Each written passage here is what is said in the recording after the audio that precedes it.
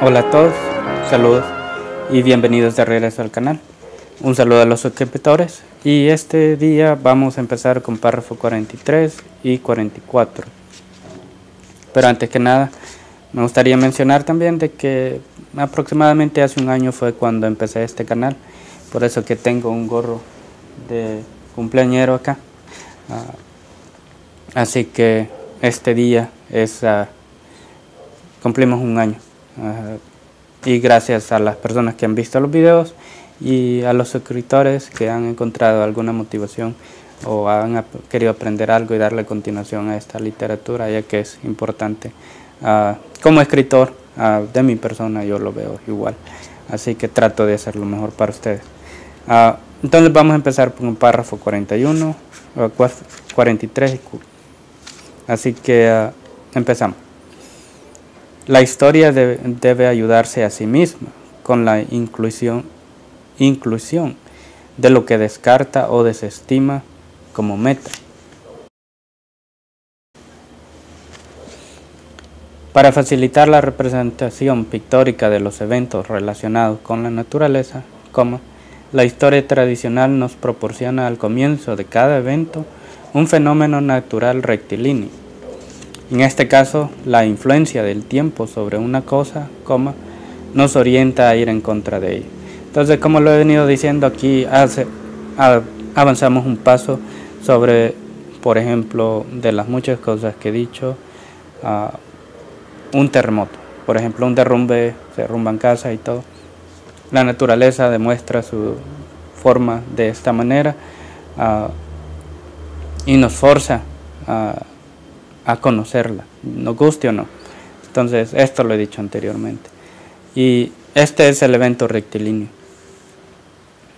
Y el tiempo influencia las personas, el área, de esta manera. Y de esta misma manera, nosotros vamos en contra de ella porque no nos quedamos de esa manera, sino que tratamos de reaccionar. Así como puse de que vivía en una cueva y anteriormente, ya no es así, así que se hace una casa, o sea, se va en contra de esto. Este no es el fin de quedarse de esta manera. Y este es el evento rectilíneo de la historia tradicional. Y en muchos casos, así como hay jóvenes que van estudiando, hay muchos temas de qué escribir, pero el sistema educativo es tan competente en otros países que tesis y hipótesis tienen que ser aprobadas, que no tienen que haber sido escritas en algún otro lugar. Y no sabemos que todos, cuando estás de una posición privilegiada, por ejemplo, de que sabes tocar algún instrumento o tienes más experiencia que otras personas, es fácil de pasar un juzgamiento y decir por qué no estudian más. Pero es la misma manera.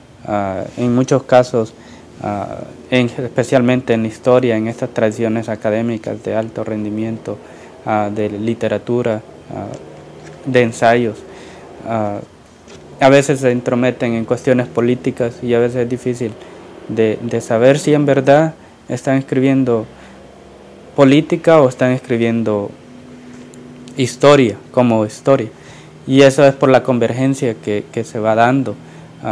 Por ejemplo, tomamos 50 años de historia de, por ejemplo, El Salvador. Y hay tantas personas estudiando historia que tarde o temprano diferentes teorías van a llegar a hipótesis o que van a llegar por chocar, digamos, por falta de mejor palabra, de coluir. Y tiene que pensarlo de otra manera y de esa misma manera se van guiando para desarrollar su literatura. Y uno que yo estudié un poco en minoría en esto y bueno, bastante mejor dicho, y al mismo tiempo rigurosamente en la política, daba cuenta de que había muchas cosas que iban cohesiendo las materias a lo largo de personas que estaban estudiando historia, y uno viniendo de esta tradición se da cuenta de las teorías sobre la historia, no de la historia viendo otras cosas, un evento en el tiempo, sino que de la historia en sí, qué es lo que hace un texto histórico. Entonces vamos dando cuenta que hay muchos lados que quedan sueltos para cómo escribir historia. Y esto tiene que ver mucho con los orígenes de esta tradición literaria. Yo leía a Titus Livius, mejor dicho, 64 antes de Cristo a 12 después de Cristo. Y él fue uno de los que escribió sobre los fundamentos de la República Romana, de la ciudad de Roma. Antes eran más como ciudad-estados, no eran estados completos, o países completos, mejor dicho. Y él escribió sobre la guerra de Hannibal, escribió las expediciones que había hecho Grecia, los griegos, Sicilia. Entonces, prácticamente eran primos los griegos con los romanos y se fueron a guerra. Pero él escribió no de la perspectiva política, pero más que todo de una tradición donde él vio que era necesario tal vez grabar todas estas cosas que sucedían para que otras personas tal vez aprendieran qué era en aquel tiempo, cómo eran las cosas.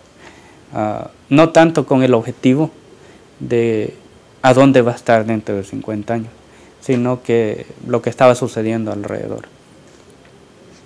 Y ese me parece que es el sentido más obvio de la historia, ya que no es cuestión de predecir el futuro, aunque a veces hay patronos que se pueden encontrar y decir una política implica la otra, una causa y una reacción, pero eso no vamos a indagar en eso. También leí a Taidícides, quien fue un militar, como muchos de los anteriores, que fue enviado en una expedición diplomática a una isla por la ciudad-estado de Atenas.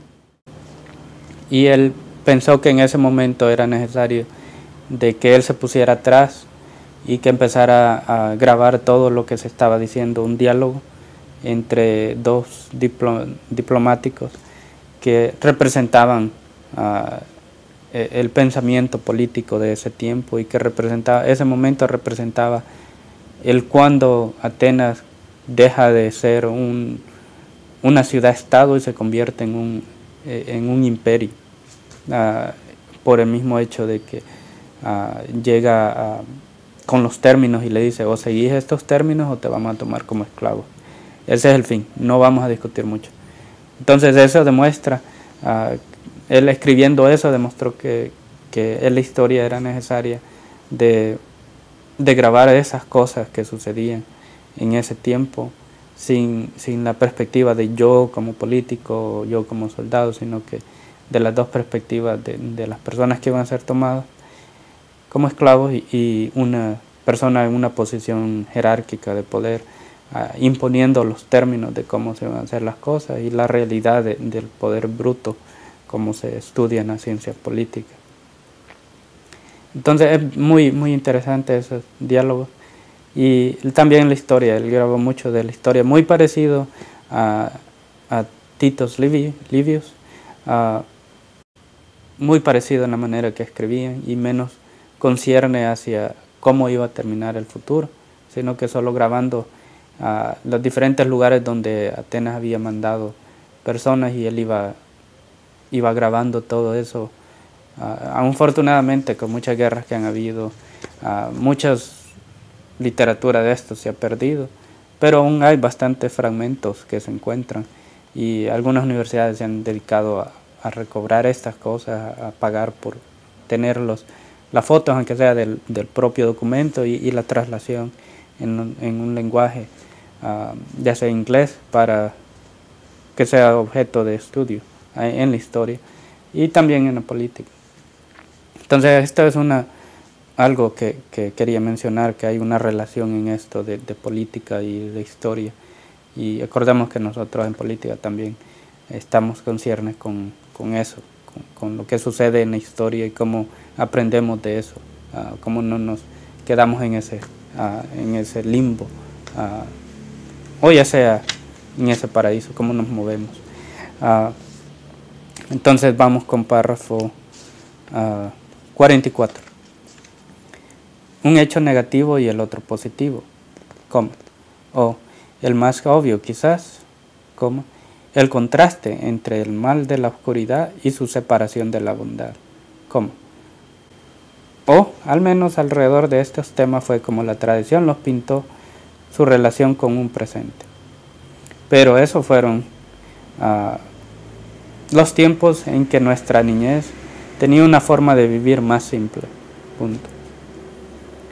Lo peor que pudo haber pasado fue forzar al individuo a pintar la realidad con las causas que produjeron estos pensamientos imitados. Así la tradición puede comenzar una vez más. Entonces aquí menciono sobre cómo cuando estábamos más pequeños y aprendíamos estas cosas, la historia que teníamos, ciertamente no leíamos lo que les estaba mencionando, pero para nosotros historia, bueno, para mi persona historia, era en aquellos tiempos de esa manera, de lo que mencionaba, lo que la gente hablaba, y siempre todo era bien claro entre bien y mal, todo era bien, mal, y esto es como crecimos, aprendiendo a ver esa clara diferencia entre el bien y el mal. Pero mientras fuimos creciendo y fuimos educándonos, nos empezamos a dar cuenta de que hay una línea entre medio de bien y mal, que no todo se puede responder de inmediato bien y mal, sino que también hay necesidad de elaborar sobre esto para encontrar la relevancia de algo. Por ejemplo, y ahí menciono de la niñez. Y pongo algo que lo peor fue que porque nos hemos mantenido en un círculo, como lo he venido exponiendo a lo largo de los videos. Esto nos mantiene en ese círculo donde no podemos salir. 20 años atrás tomaba una foto de un lugar, vengo 20 años después y se encuentra la misma forma de vida, la misma manera y las mismas quejas, las mismas dificultades que la sociedad, la ciudadanía pasa, y no se encuentra un resultado o alguien que diga cómo se va a resolver esto, sino que se dejan por hecho. Pero ese hecho no hay elaboración de cómo resolver esto. Y eso es lo que lo impulsa a uno a escribir este tipo de cosas. Pero ese círculo se mantiene porque de la misma manera que se perpetúa ese sistema de pensamientos, de imitación, por ejemplo, porque otro país aprobó una ley de tal cosa, también nosotros lo vamos a aprobar, pero no aprobamos las conclusiones o la investigación de cómo se llegó en ese primer mundo a aprobar tal cosa, sino que simplemente por el hecho, porque ellos también lo aprobaron, nosotros también. Y esto es muy pobre de pensamiento para un político, porque se necesita dar razones, se necesita dar coherencia de pensamiento sobre algo. Claro, es obvio que para otra persona, para ser validado, necesita personas que lo validen. Eso es la natural. Y si no hay pensamiento, es imposible. No sé, esa validez simplemente es una validez imitada, es una validez de apariencia. Y esto hablo bastante en el siguiente trabajo que estoy haciendo, que esperamos que en el futuro también hagamos este mismo trabajo. Pero creo que eso es bastante fundamental en nuestro país. Y esto es lo que nos mantiene perpetuados o encadenados a esta realidad de continuar de esa misma manera, sin ver un cambio o tener un estándar de cambio, porque los estándares ya están impuestos como dados, como ya lo repetí, y esto también nos mantiene en esa mentalidad de que la respuesta es sí, no, y bien, mal, y no damos razones por qué es bien o razones por qué es mal. simplemente por el hecho de otros lo han aprobado y nosotros lo podemos hacer también. O oportunismo político también. Aquí puede ser eso, que ya yo sé cómo hacer esto, yo he viajado al extranjero, yo lo hago, ellos lo han hecho y nosotros ya lo podemos hacer. Pero nos damos cuenta que hasta en el clima somos muy opuestos, muy opuestos en las cosas, en el ambiente, en la sociedad. Y eso se tiene que tener en cuenta. Como políticos lo tenemos en cuenta.